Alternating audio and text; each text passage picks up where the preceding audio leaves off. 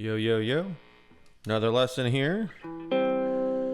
Episode number 4 with our triads here. So make sure you check out the first few episodes. It's a very comprehensive series of information. So the first thing we want to do here, now that we've done a root position, I guess the next thing we're looking for is inversions. So up to this point, if you're still with me here, it would make sense. It's probably all making sense. We got the 1, 3, 5. That's the root position that we stack on top of each other. Let's say we're in C. Ends up being C, E, G. And we find these root positions on the fretboard. And they just make this shape for us. But there's more triads than that. And what we do is we call them inversions. So we actually switch the order of the notes, and there is a very specific way in which we do this. It is basically, we're just taking, instead of 1, 3, 5, we're gonna start with the 3 and then go to the 5 and then put the 1 on top octave. So we're moving the 1 up an octave. So now the first inversion, which is literally what it's called, so we'd say C major first inversion would be 3, 5, 1. Okay, so let's take a look at that. So if we're starting on root position here, 8th fret, C, E, G, you got two options to find this first inversion. And I'm going to kind of show you, you want to be able to see both. One way to see it is if we want to go to 3 and we want to stay on this string set, that means we got to start on the 3. So currently we're on the 1, the root note is the 1. So a 3, like we did in our first lesson, I believe, is two whole steps down. So if we just slide down here, there's our 3, and then we go up a minor third, and then up a perfect fourth, and we've got our first inversion shape, 3, 5, 1. Because as we were talking before, stacking the intervals, 3 to 5 is a minor third, 5 to 1 is a perfect fourth. So now we got to use that perfect fourth shape. It shows up in the inversions. It doesn't show up in the root position, but it shows up in the inversions. So now we've got, okay, so we've got root to first, okay? And this is a really good way to see it in practice. So, or if you want to practice with the pick, or you can do like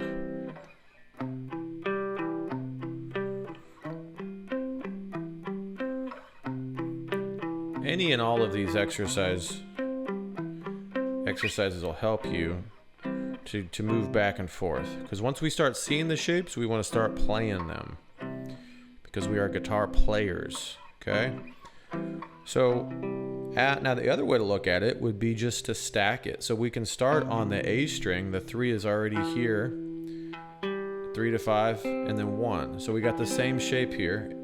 So we can play it here and then here if we wanted to, or here and here. So as we learn these triads, we also want to recognize they do stack on top of each other, okay? So anyway, but let's just take a look at the first inversion on its own. So we got 3, 5, 1.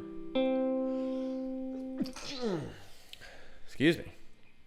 3, 5, 1 here. It's the same shape on the A, D, and G string as it is on the E, A, and D string, just in a different location. E is down on the 12th fret on the E string, and E is on the 9th fret on the A string.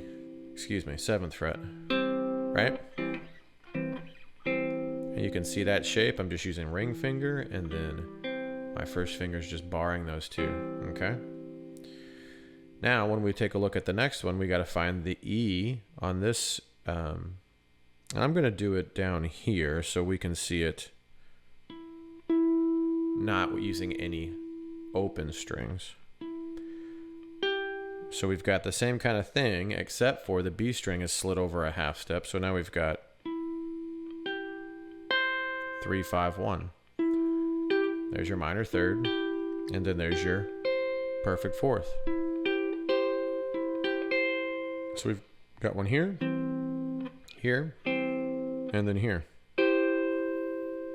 And this is part of your C major shape, your C major chord. If you came down here and took a look at this, 3, 5, 1. If you put the third finger down, you got the root and then the first inversion. That's just how they stack on top of each other, okay? You're gonna start to see more of this as we learn the rest of the inversions. So we've got root position and then first inversion there. Then the last one we got to find E on the G string. And instead of this here, now they're both slid over because of that B string's got that relationship. So now we've got the 3 to 5 is the minor, and then 5 to 1 back to that perfect fourth is just stacked. So the intervals for the inversion version, like I've been kind of saying, just to reiterate, 3 to 5 minor third, 5 to 1 perfect fourth. So those are the two shapes that we are worried about to get the first inversion. So now that I know root and first, this would be the exercise here. Root, first, root, first, root, first, root, first. You could also stack them if you wanted to. Root, first, root, first, root, first. Okay. Yeah. So that's going to be, I mean, rewatch any of this stuff. I'm just kind of flowing through it right now. But this is all very, very important to have memorized. Not just memorized, see on the fretboard and then play and practice through. So let's do now the minor. So the minor, we just flat the 3. And since we're starting on the 3, it's pretty easy to find the note to flat, which is just the first note of the shape. So as you've been practicing, once you practice these enough, you see these shapes everywhere here. Or you see them more clearly. So then now you just take that first note and lower it. So we got that E flat.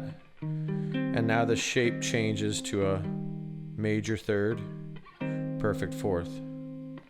Here's the same thing, major third, perfect fourth. And then we got one over here. Yep. Major third, perfect fourth. And then last but not least, that one just produces a straight line. That minor, because of the B string. Major third, perfect fourth. Okay. And again, you can do the same thing with the minor. You can start to stack these. You can, the root position. Oops. Actually, no, that one's not going to work. Sorry. Stack the minor. Yeah, there we go. You can do it there, here.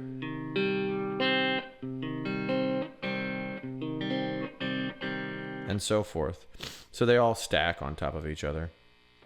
The minor, sometimes the minor doesn't stack quite as neatly as the major, so you might have to make some concessions as far as how to grab them with your fingers. The major just lays out really nicely on the guitar. So yeah, and again, if you want to practice those minor, I would suggest I practice them more linear, like on each string set. So I'd be root position, oops, minor would be root position, first inversion, root, first, root, first, root, first, and then back down in that way. And so you really start to map these things out and they become second nature for you. So yep, that's the first inversion. There's only one more inversion, so hang in there with me. And once you get that one down, you just basically have the entire fretboard figured out for all your major and minor chords. Right now we're just focusing on one chord at a time, and I think that's important because the shape is what you really want to see. Then start moving it around the fretboard. But if you're gung-ho and you're really absorbing this information, go ahead and practice with multiple chords. But yeah, any questions, Any feedback at all, just hit me up in the comments. I still have a few spaces open for lessons. Not many though. I'm starting to get kind of busy. So if you are interested in lessons, this would probably be a good time to hit me up. Peace.